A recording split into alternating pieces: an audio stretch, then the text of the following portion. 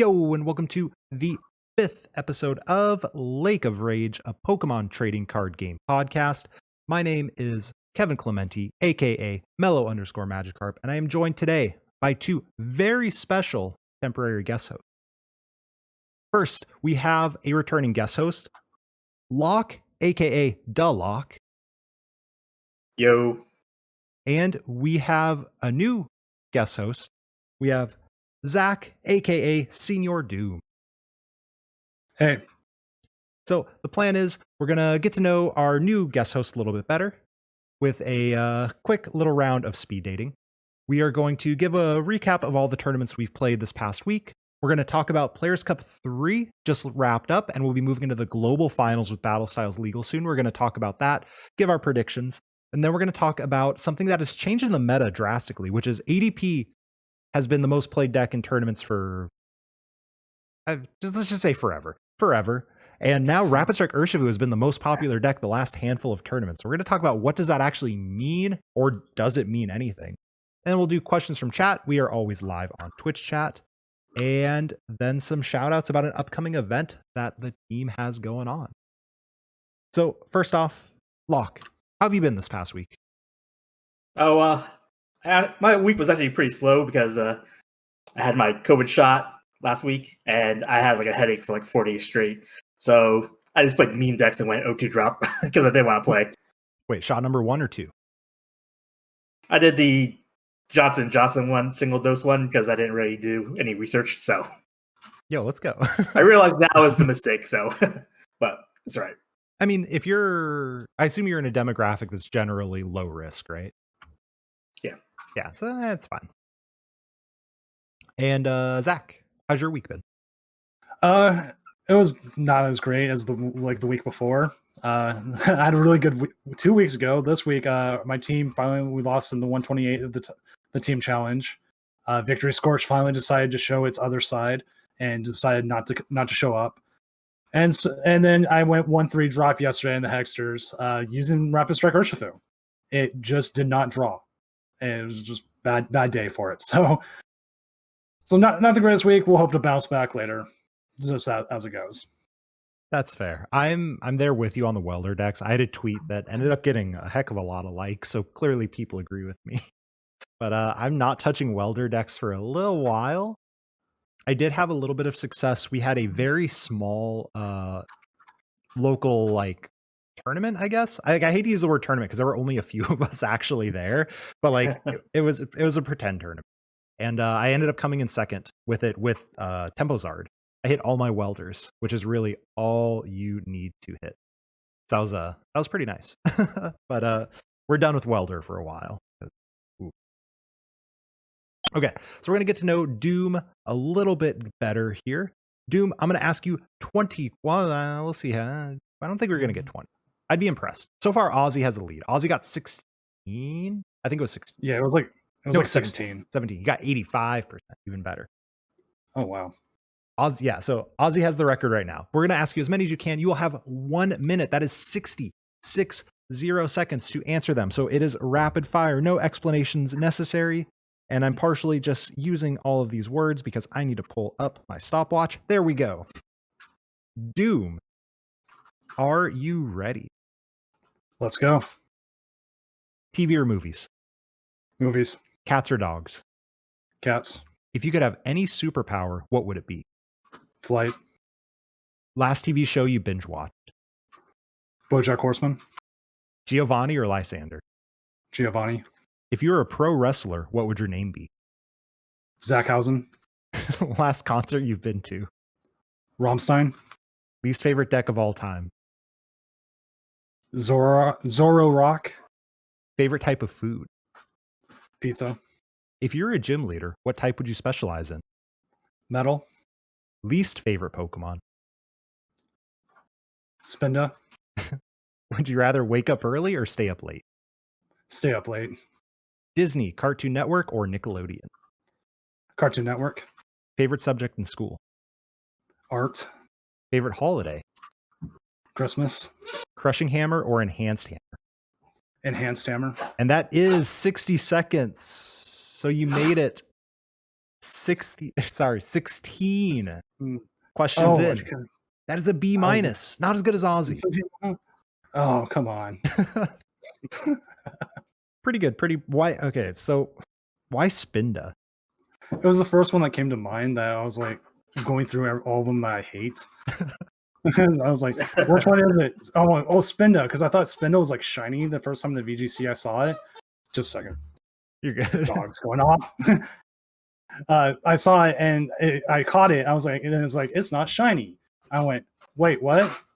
It was that and that hippopotamus one. I forget what it's called. So I couldn't, it was like, which one was it? I remember Spinda's name. So I'm like, okay, Spinda. Just say Spinda and go. Bro, are you going to talk bad about Hippopotas? That was the same thing. What? No, I almost made Cut It a League Cup with Hippopotas. It was the same thing. I thought it was shiny. I was like still learning VGC stuff. I'm getting back into it. I'm like, yeah, I'll catch this. And I caught it. And so it's not shiny. It's just the variation between the male and the female. I'm like, oh, well, I hate you now. I mean, I'm going to say no, but that's fair. That's fair. That deck was so much fun, man. 11th Hour Tackle. Oof, that was so good.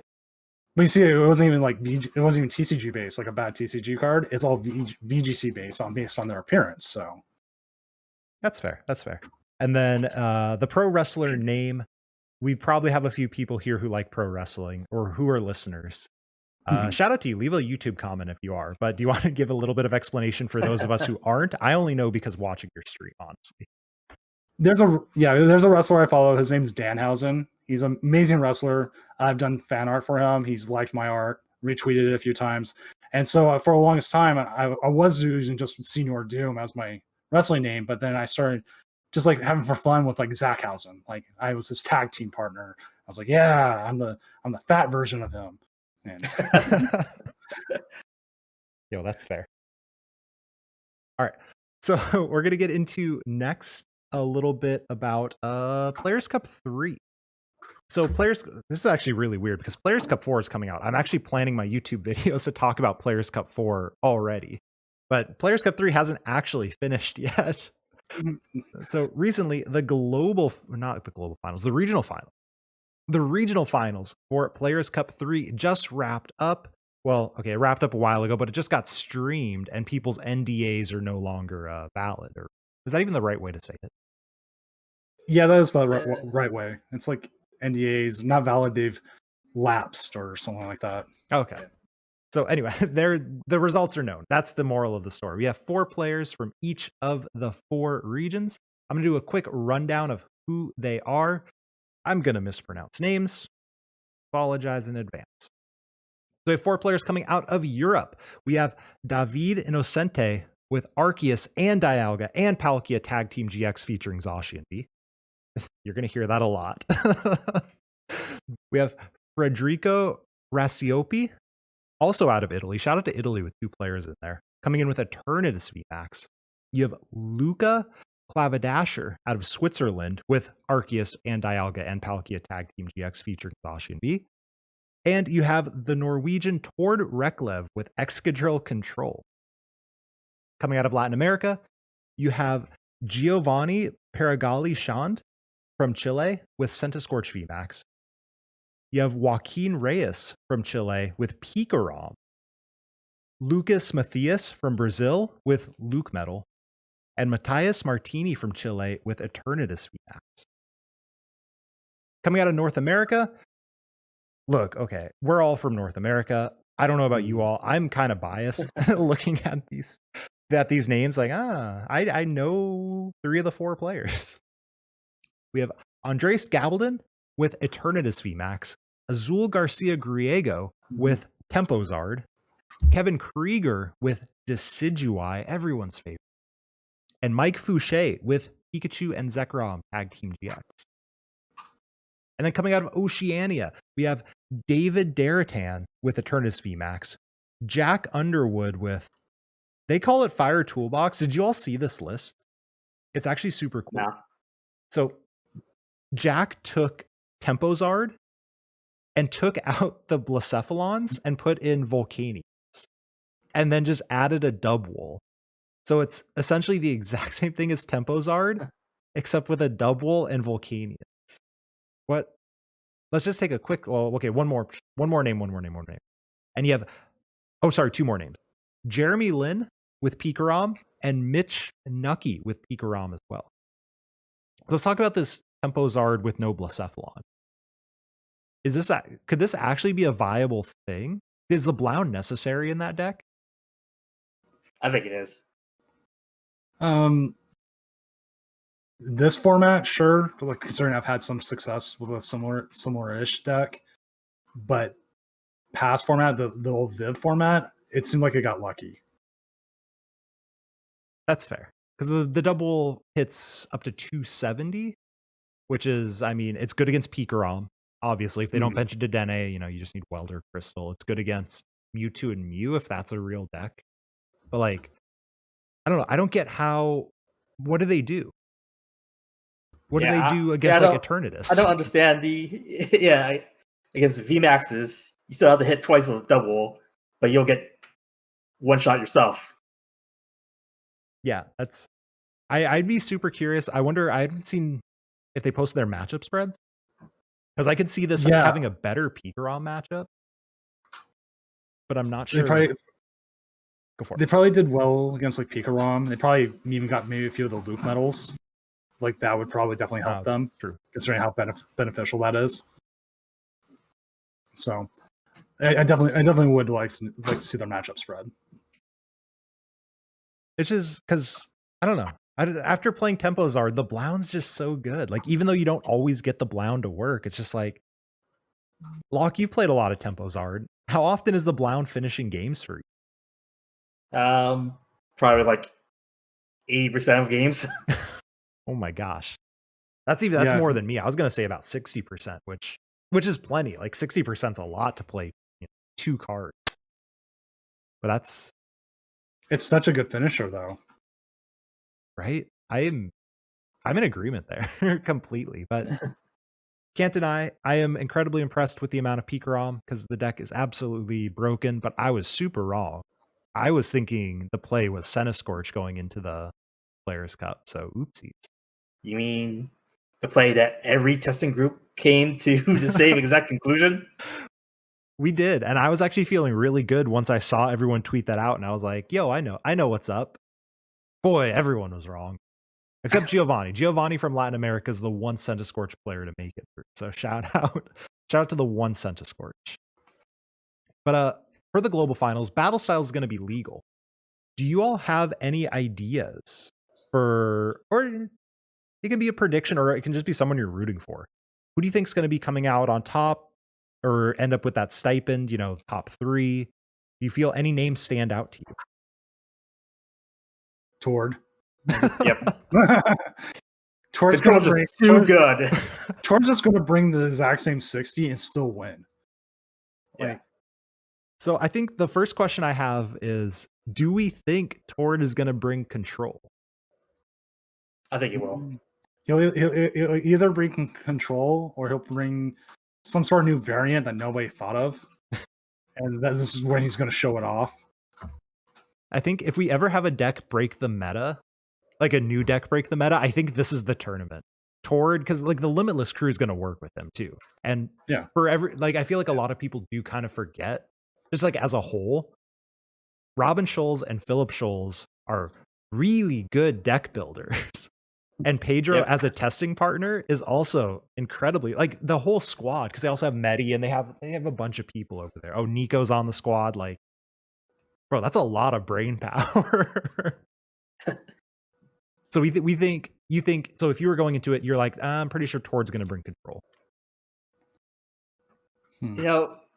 I would expect a brand new deck from Tord, but I would still probably play ADP because that's the one deck that would kind of keep control in check. Because Galar Mind kind of just bodies like all the brand new decks. So yeah, I could see Tord also probably bringing something like Single Strike, just because Single Strike there's possibility to it, and again, that's like, does he bring something that breaks new meta, like something that you wouldn't expect? And that's one of those cards that there's a lot of potential to. We just hasn't seen it yet, and maybe it's not this set, maybe it's next set that finally does it. So does he bring it or not? So one thing that we've seen to develop in the format, so we'll go back to like because there's 15 other players to worry about too. But Yeah. I don't know if you both have seen it. Recently, for the Hegster on Monday, which is now a 2-day event, Python, which is Sander, pretty much the best control mind, I think, or at the very least the best control specialist. Alessandro deserves the mention too. But playing it with Pidgeotto instead of Cinccino, and obviously updated with level ball and stuff like that. So I'd be curious if something like this could potentially show up, because Sander did well with it at the Limitless Major. Gustavo Wada played a very similar list to this one and ended up 1 win shy of day 2 with it. So I'm kind of curious if that Pidgeotto version is gonna show up and if it's gonna do incredibly well, because it removes the need for the Silvally, right? So the infinite loop, you can't discard cards and keep an infinite loop up. At least not effectively, right? So the Pidgeotto doesn't require you to discard those cards. So now you don't have to set up a Silvally, which is nice because then you don't have a 2 prizer and you just have 1 less evolution line on the field. So I'm kind of curious if someone like Tord would show up with something like this and maybe perfect it. That's where my mind's heading. So let's talk about the other names. So look, I can't bet against Tord either. I didn't say who I'm rooting for, but I would never put money against Tord. Like, he is clearly the favorite. He finished top 3 in the first one. Second one, he lost his win into phase 2, which is kind of surprising, honestly. And then now, he's into it with Excadrill Control. But are there any other names that you're out here and like, this feels pretty safe? Like, this person seems pretty good. I would definitely say Azul right now. Yeah. He seems refreshed by the new meta, and like he's having fun playing, and that's the scariest thing is when you watch a player who's good as him having fun playing. Think like when LeBron James is at his best and he's out there laughing and just having fun. That's scary. So he probably just bring Maractus as well and just wipe the whole field. What do you think, Locke? I kind of like Jeremy Lim as well, because he was actually able to predict everybody going to the VMAXs and like less people playing ADP, and that's why he brought Pika. I also look. I don't want to not say Azul because, like Zach said, Azul when he cares is really good. The thing is, in online tournaments, and he's a content creator first rather than a player first, he doesn't always care. But when he cares, he is a terrifying player for sure. Yep. But the Australian Brain Trust is, I think, the best deck builders that aren't this. Like, because there's, a few different deck building squads out there, and they just keep coming up with amazing stuff or just like slightly different lists that it's like, oh, this is just better. So I wouldn't be shocked for someone like, because I'm pretty sure it's both Jeremy and Mitch, because they both played Peak. I'm not sure if they were in the same group or not, but there was a group that brought Peak that I'm pretty sure Jeremy did. And yeah, I mean, we saw what happened in Players Cup 1. They met in the finals in a 60 card mirror. And Players Cup 2 getting second place with oh my gosh, I completely forgot his name. He plays Hearthstone now, but he's also one of the best players in the game. Anyway, got second place again, an Australian player from that like testing group, and I don't think I would be shocked to see an Australian player from that testing group that just incredible deck builders. I wouldn't be shocked to see them take it home or end up second, third place as well. Who am I thinking of? Now it's bugging. I know the name's slipping my mind as well. Someone in chat will get it. Someone in chat will get it. And you're talking about like Jack? No, not Zach. The person that Zach beat. Yeah.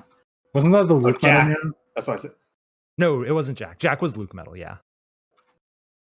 That was Players Cup 1. Oh my god. Anyway, whatever. Not the moral of the story. The other one, I want to say a quick shout out to Kevin Krieger. who I know watches the Twitch channel, watches the YouTube channel, and we had talked a little bit beforehand about Centiskorch. And then he thankfully was very smart and was like, I'm going to go over to Desi. The man is a good Desi player. I think he has the largest tournament win with Desi, ignoring this one, in these online tournaments as well. I think everyone has him on the radar of like, do we got a tech for Desi now? Like, because he's done really well with it. So I'm definitely rooting for him a little bit. Any other favorites you're thinking of? Nothing off the top of my mind. I'm just excited to see what people bring because, like, if anything, it's going to help either redefine or help reshape the meta as it goes, or will turn out it's actually like 2 to 3 weeks behind because when they film it and then air it. Yeah, I'm also wondering what Fouché's going to be bringing because all the last times I played him IRL, he was also playing Peak. So, so real quick, chat got it. Brent Tonneson, who is arguably one of the best players in the game that you've never heard of for generally everyone. He's earned a travel stipend, I think, every quarter they've existed. And last Players Cup, he literally said, I'm going to stop playing Hearthstone for a week, qualify, and then made it to second place. But yes, Fouché is another one. Thank you. Shout out to the Trash Lanch podcast where Mike Fouché is one of the co-hosts. He is a member of the X-Files, which for a lot of us mean nothing, but the X-Files is probably the best team that has ever existed, I think, for Pokemon, at least the best one I've ever heard of. Anyone who's local to Washington, both Zach and I are, know a handful of the members. JP, the Chins, Zane, Mike's one of them, Ross Cawthon, Pablo, Tablemon. You know, it's a pretty star-studded squad. So he's been around for a while and is a heck of a good player, and super cool to see him do really well here. So I'm rooting. I don't know Andres from NA, but if an NA player wins, I'm super happy in this one because I like all three of them. And if they want to take top 3, that's fine with me too. So let's go ahead and get into the main topic I want to talk about, kind of this updated metagame. So I was talking about it a little bit before the podcast, but I'm going to reiterate it. So I recently put out a YouTube video on this just when I noticed it. But ADP has been the most played deck forever, right? Like, I don't even before it existed. It was the for most like a played. year. Exactly. So what happened is the last few large tournaments, Rapid Strike Urshifu has taken up not just a larger amount of the meta, but up to 20% or almost 20%. I think like 18, 19% of the meta. So not only has it surpassed ADP, but almost 1 in 5 decks is now Rapid Strike Urshifu. And I want to talk about what does this mean moving forward as we shift over from ADP being the deck to beat to Rapid Strike Urshifu potentially being the new deck to beat. So what do you guys think? Hello, Mew3. Welcome back. But Your what table's over here. But okay, a Rapid Strike Urshifu plays Mimikyu. Does Mewtwo have to start playing Hood? They already, I think you should be. They've already are. I would say also Dragapult's coming back. Ooh, you think so? Yes, when Dragapult comes back, and then Eternatus is going to come back, and then we probably have a healthier meta than we've had in a while. Interesting. So you think... So, okay, I want to counter that point of healthier meta. If Eternatus is good, and Dragapult are good, why aren't we just playing Crushing Hammers and everything? Well, it's going to happen. Okay, that's fair. But like right now, I'd say the top 3 decks are 1 Rapid Strike, 2 ADP, then 3 probably like Mad Party. And then I would play right now Dragapult just to beat all 3 of them. Yeah. So going off of the Mad Party answer. So I said this in the video. I've looked at the Dino data quite a bit. Shout out to dinodata.app, by the way, if anyone wants some good TCG data. Mad Party's become the 3rd most played deck in every single tournament. Does it actually... I don't know why. Thank you. But does it actually beat Rapid Strike that often? Because I'll lead with this. The data says no. all the tournament records show about a 57.7% win rate for Rapid Strike over Mad Party. But, look, sometimes bad players play Mad Party because it is a budget deck. And that's totally, or inexperienced. It's not just bad. It's inexperienced players. So maybe those numbers are skewed a little bit. So what about in year 2 testings? What do you think about that matchup? Double Mew helps a lot because they will target your Mew, and having a second one means they have to waste another one to try to get it, which in that time you're just looking to take like 2 major KOs. And if you can get that set up off the Rapid Strikes, then they're pretty gold. True. But on the flip side, I think if I'm the Mad Party player, I'm just gonna boss up Jirachi GX, give you second weakness, turn 1 or 2 or whatever. Well, I even play Great Catcher in my Mad Party. I mean, I don't even have to use boss. I can even just be digging for the Great Catcher, get the Jirachi GX for cheap. Even maybe throw more Mad Partiers into the discard of doing that, and then get that KO. And then now I still need maybe take 2, but now it's going to be super easy. So how often are your Mad Party lists hitting 160 turn 2? I would say probably about 60 to 70% of the time. Really? You have to go. I'm like 50, so I will go overly aggressive. So if I need to, and I see the opportunity, that's where you go. Like I play Rod in mine, so I can at least get back some of my say my Bunnelbees for later in the game. Mm-hmm. So I can toss them early, get them back if I need them later. Unless I toss the Rod with them, which that always hurts. But I mean, sometimes you have to. That's fair. Because I was gonna say I feel like my Mad Party just doesn't do it. I mean, I guess 50% isn't actually that consistent in a best of 1 format. It's not good. No. So maybe it is actually 50-60%. Maybe that is totally fine. But I feel like I don't know. I've played the matchup on both sides, and like, yes, 100%. If you hit that, if you Great Catcher Jirachi and KO it like turn 2, the game's over. Like they never win. Urshifu never wins the game. Mad Party always wins that game unless they let something get boss trapped. That's the only way the game ends that way. I just feel like that doesn't happen as often as we feel like it does, or at least as people have said it does. It always feels like, cool, I'm gonna go ahead and Mad Party for 60 and hit your active. And it's like, cool, you didn't even KO the Jirachi. Like, this is GG's. So I don't know. I don't vibe with Mad Party being. I want it to. I really like Mad Party. I hope I'm wrong. Please tell me I'm wrong.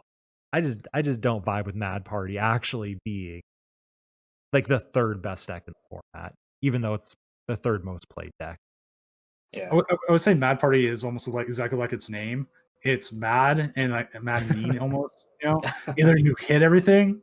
So let's use the Alice in Wonderland like kind of metaphor. It's like you go to the tea party. Is there tea in the cup or not? I don't know this time. 50-50 chance. Maybe I hit that 160. Maybe today I'm hitting 20 and donking the rest of the game. That's actually a good analogy. One thing I also do is just like save like the Giratina to get rid of like their very last energy or whatever when I'm Rapid Strike. So yeah, from the Rapid side point of view, just watching their energy count is important because if they go aggressive, and I have to watch them throw away like 3 twin energy turn 1 trying to get that, then it's like, oh, okay, cool. Now I just got, how do I survive this?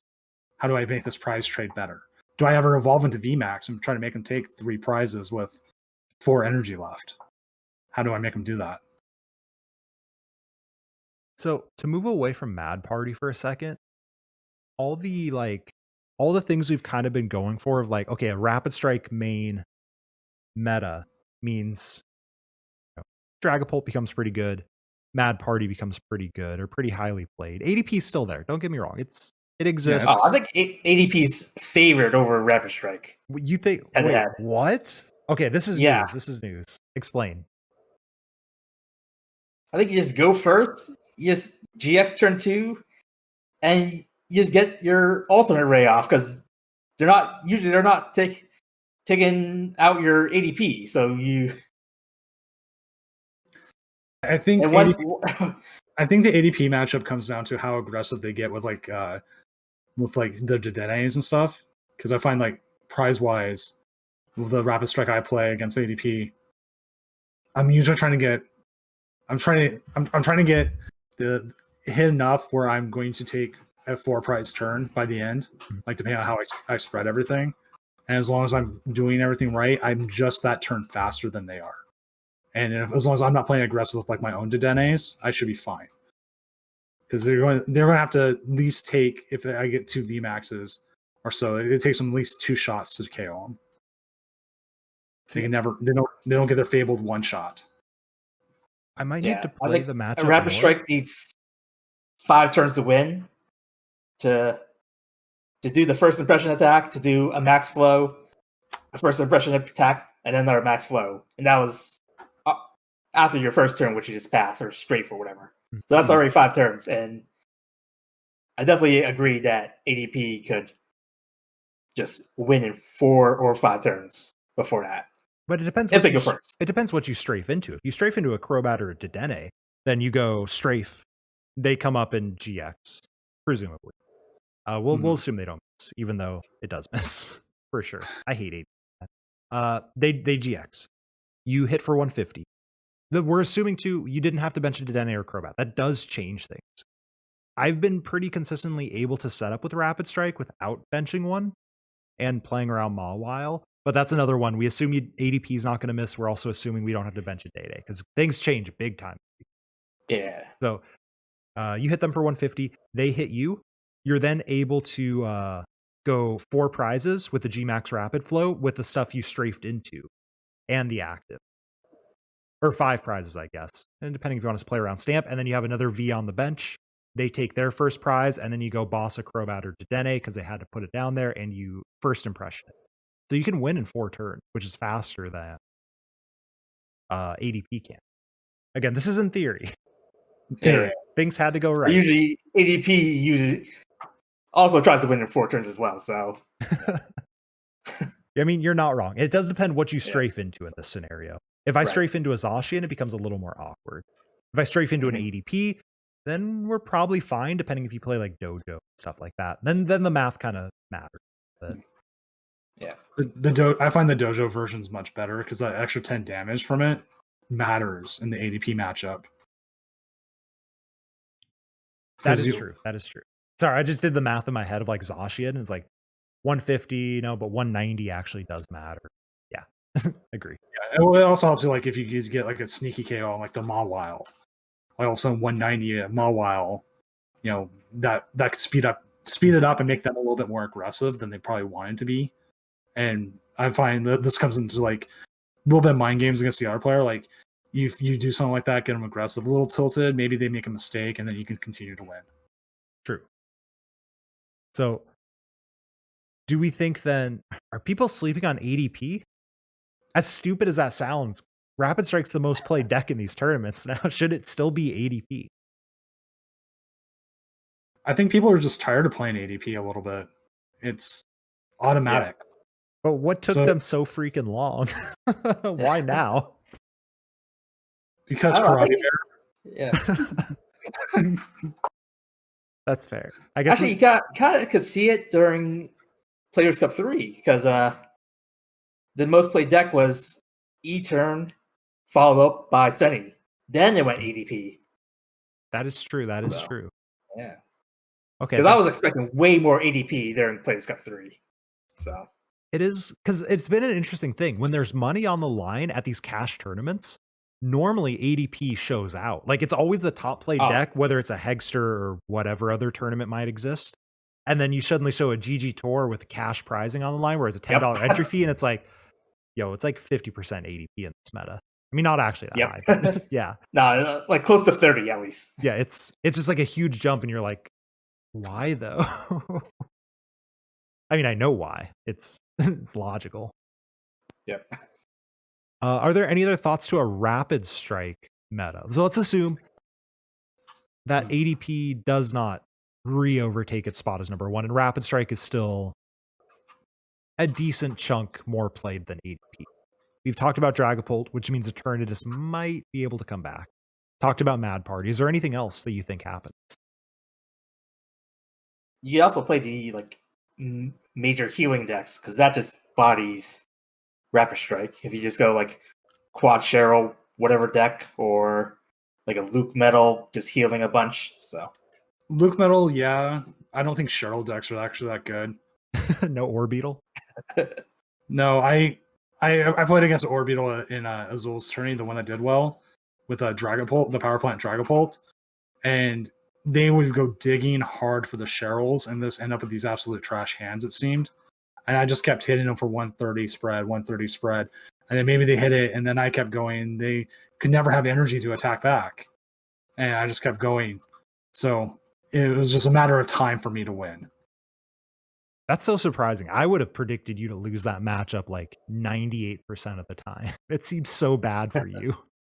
Well, on top of that deck I was playing, I had the fans Omastar? Oh, and fans. the Omastar. Oh, The you were playing fans- greens. I was playing the Greens Power Plant. Oh, The Greens so that one, that helps. yeah. Yeah, because they can't actually pick off any like cute stuff on the bench. So it was just a matter of time for me to take them out. And then I think I hit 1 out of 4 hammers still even, which I mean that's still enough to disrupt for enough time. That plus 2 fans is a lot. Because then they Cheryl off their own energy too. Yeah, so it was just a matter of time. Okay. I can see that. But speaking of, we never talked about Azul sub turn. Yo, shout out to you finish top 16, right, Zach? Yeah, I was 15, I think it was. Nice. I got a Zul stream curse twice. So I can anytime I'm on a stream, either I A get donked, B get worse matchup, or C I donk my opponent. It's never like I get a good feature like, oh yeah, here's a good matchup for Zach. Here he goes. We'll see how this deck works. No, you get Luke Metal, and it's like the worst absolute possible matchup you can have. That sounds about right. I played Tomb. Tomb went well. I love Tomb. It's I freaking love Tomb. It's just so much fun, even when it doesn't do well. I really want to play it tonight for full grip, but I'm not going to. Do it. And we also have to shout out the H2WM for going 2-3. 3-2? 2-3. 2-3 with Durant. 3-4? 3-4. 3-4, even better. Yeah. I don't know how H2 won games with Durant, but he did in fact win games with Durant. Well, remember, one of those was a bye. But he still won 2 games. I know. Yeah. Like, what? I don't get that one, but good for H2. Was there a no-show?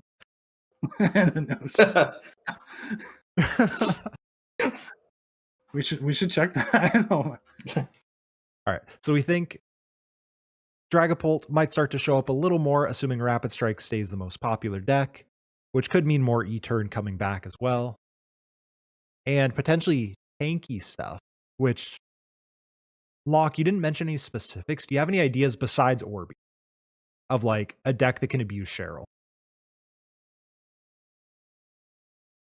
Or do you not want to leave?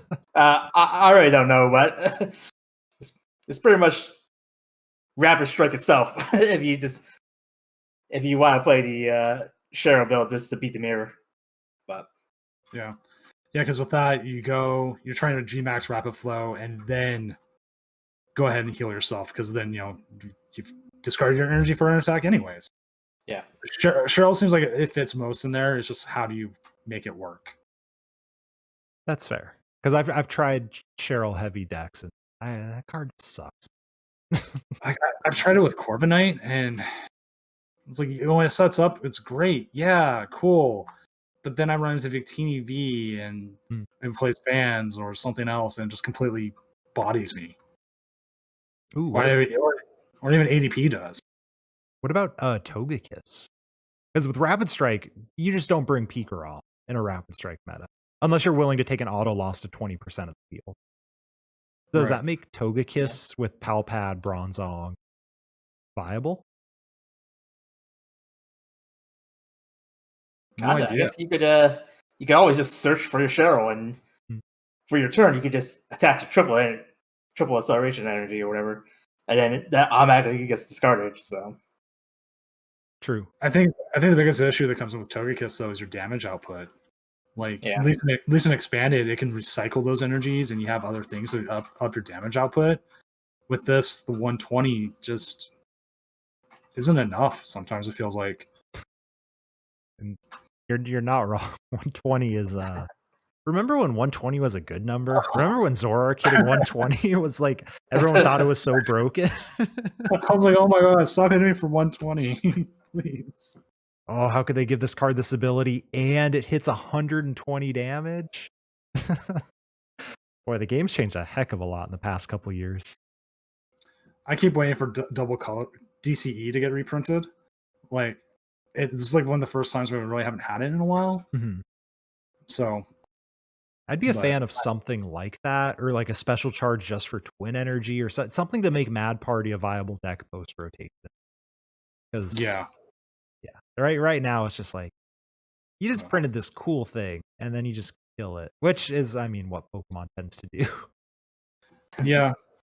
Or they print the thing one set too late, like Electro Charger, and then send it a dead meta. I mean, it's a card. It did get top 8 at a major tournament. Mm-hmm. I don't know. I could see a DC if there ever was a DCE reprint. It definitely wouldn't be until a set where tag teams have rotated, because there are a few tag teams that actually become kind of solid with DCE in them, like a Muck or Mewtwo potentially becomes kind of broken too. So Yeah. It definitely wouldn't be in the next set and probably not in the August set either, but it's not unrealistic after. But also maybe the 25th anniversary set, we could see it. Ooh, there we go. Reprint. I would love if that set was just reprints of like all the best cards. Ooh, Professor's Research Oak. Yes. Yo, I'm down. Yeah. I love reprint computer search, please. Ace specs were fun. If they brought back the concept of ace specs, I'd be pretty happy. Yeah, same here. Okay.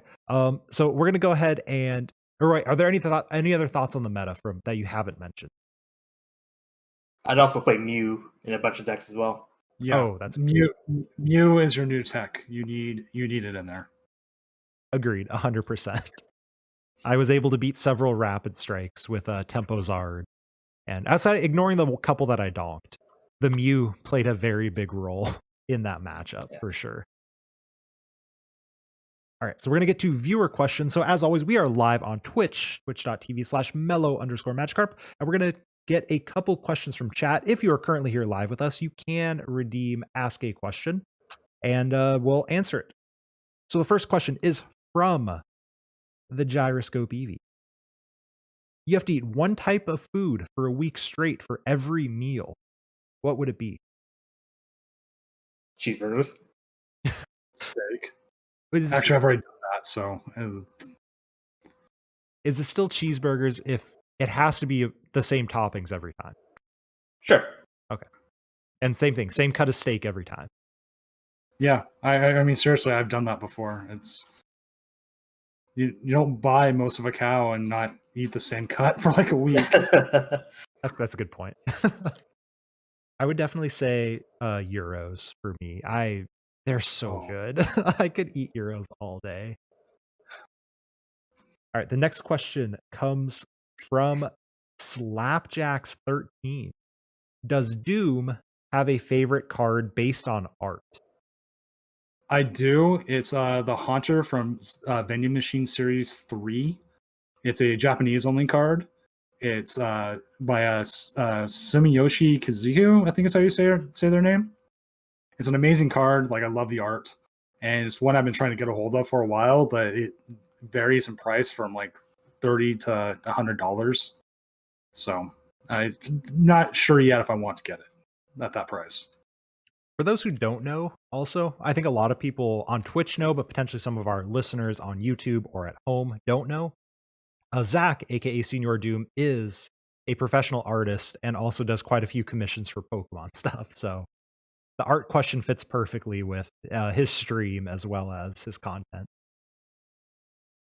The next question comes from Mboss. Will Rapid Strike be busted post-rotation if we do not get a Mew reprint? Probably. Yeah, it's hard to call after post rotation, considering the tournaments we have right now. Like Single Strike is actually doing very well. Mhm. Yeah, I'm the Yeah, same. so is Victini. Victini is the one that I feel safe saying isn't going to get power crept out of being good. Like, it might not be good, but it feels like it's highly unlikely unless Frostmoth decks suddenly get something extra. But yeah, Rapid Strike, I'm not sure. We're getting the new Shadow Horsey. That's kind of really good with the ability to attach extra energy and draw cards. So I'm afraid to say Urshifu is going to be really good post rotation with no bench barrier, but also, heck, I don't know, man. That's Future Mew's problem. Yeah. Jay plays Mew 3 asked, I think they might have asked this before, but Doom, why do you hate Spinda? Why do I hate Spinda? Because it's a fake shiny to me. Professor Bad, Poke one bad experience. Just one bad experience. That's fair. Professor Poke asks, control for post rotation.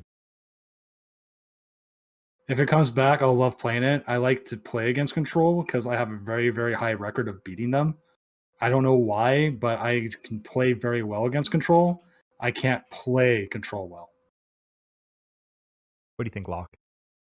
I don't know. For me, it's how are you going to keep up like an infinite or even close to an infinite, or everybody's playing Force Switch and or escape ropes. So like, I don't know. I'm not really sure like post rotation if like Galarmine can stick as well.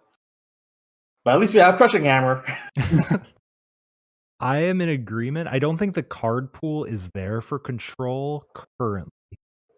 The only time Control has felt broken after a rotation is when it kept all of its tools. So Pidgeotto, it kept Mars, Chip, Reset Stamp. Or got Reset Stamp, whatever. The same thing. It kept its main tools. And Zoro Control is another one that kind of stayed pretty darn good, but again, it kept a lot of its main things, which is its ability to take prizes, plus Enhanced Hammer, plus Crushing Hammer, plus Gust Stalling, and so I don't... Plus the Rangaroo. Yes. Oh, yes, sorry. Resource management was also very important. I don't think, based off of what we currently have, Control is going to be viable initially after rotation, just because it loses literally all of its best weapons, which are Excadrill. It loses Pidgeotto, it loses Chip, it loses Reset Stamp, it loses Jesse James. Like that's a heck of a lot. Boo asked, who's your favorite teammate? Boo for the legal advice. It's free. And I'll take it. Ooh, I agree with that now. Yeah, probably Boo because he thinks I'm the best player on the team. Fair. Widmer asks, do you play Heatproof Bronzong? So in a deck with Bronzong already, are you going to tech a Heatproof? As of now, like if you asked me this like 2 weeks ago, I would say no, yes. But now everybody's is pretty much playing Cram in their fire deck, so yeah, no. I think Cram's way too popular in fire decks right now. Not to mention Double Blaze GX. It's yeah. Between those two, thoughts on Mew Boom? I assume that means Relish, especially with the incredibly strong Rapid Strike Urshifu matchup. This comes from Mixun. So thoughts on Relish? It's a slept on deck. I think it takes a lot of practice though to play proficiently, and you will have times where it just donks on you. So I don't think it's a deck for everybody, but the people who are playing it and spend their time specializing in it are starting to see results. Yeah, at first when I was first helping Boo like play the deck for the very first time, I had no clue what was going on, and I was trying to coach him on how to play it. So, and then I realized like, oh, you just tag call for a Guzahaza turn 1, and you don't even play any like draw supporters. Because I was wondering like, wait, where is your like Crobats and stuff in this deck? And it's like, oh, all you do is just attach a capture energy and manually retreat your capture energy into a egg row. Broken. Yeah. I've been annoyed with it because my testing is like I go super growth, and then my opponent, if they need to set up, they boss up my Rillaboom, and my deck plays 2 switching cards, and they're both supporters. And so I literally do nothing because the deck draws like a potato. So as of right now, I'm not into it. A Wild Drummer asks, do you think E-Turn with the Battle Styles Crobat is a viable deck compared to the standard way it's built? Probably not, because all the Crobats themselves is already taking too much deck space compared to Crobat V. Yeah, having a triple evolution is like really, really hard in a deck that's already reliant on evolution. Because the way Eternus works is this: manual attach, attack, and put pokes down. So like, if you have evolution lines, you're not doing that game plan. So yeah, I find it really hard to believe it's not better. I think the deck is viable because Eternatus is that good, but I feel like there's no way that it's the best. Do either of you know League of Legends stuff? Not really. no, Cool, but skipping this like, question. I would watch Worlds, but I have no clue what's actually going on during Worlds. I did some work for them like 7 years ago, and I've watched their music videos, so that's about as far as I know. Oh, the music is the best part of League of Legends, though. That's pretty much the reason I watch Worlds. Del Cookie asks, what is Doom's least favorite card art, and why is it Battle Styles Glameow? Because Glameow tries to do too many things at once artistically, and it makes it worse overall. Is there probably a card art out there that's worse? Definitely. But this one just holds a special point because it's like they copy and pasted 3 different pictures together and tried to pass it off. For those of you who may be currently driving or something like that, go ahead and pull over the car and get a picture of this card. It's not great. It's not great, and it just tries too hard. Miss Oda King asks, banana and kiwi pizza. No.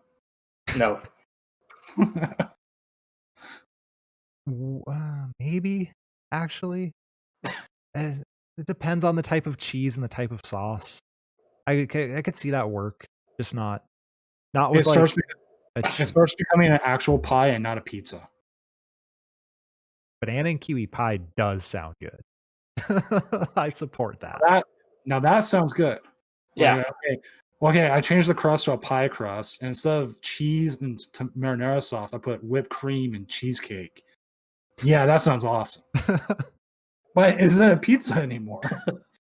And the franchise asks, if you could have any card from the past reprinted, not named Computer Search, what would it be?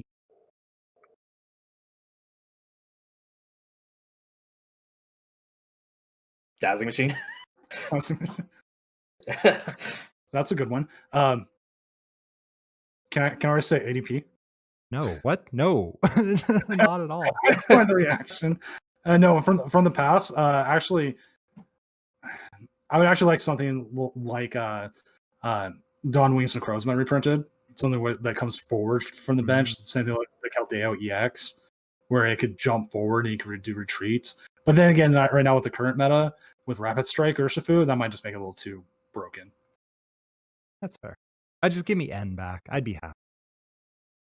Yeah, actually, let me change my answer to VS Seeker, because I love my one of techs, and VS Seeker lets me play a whole bunch of one of techs. All right, so we have Full Grip coming up soon, so we're gonna have to end it. Locke, where can the people find you? I don't know. Probably on Twitter.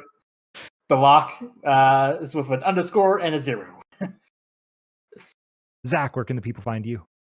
You can find me on Twitter with @senior_doom.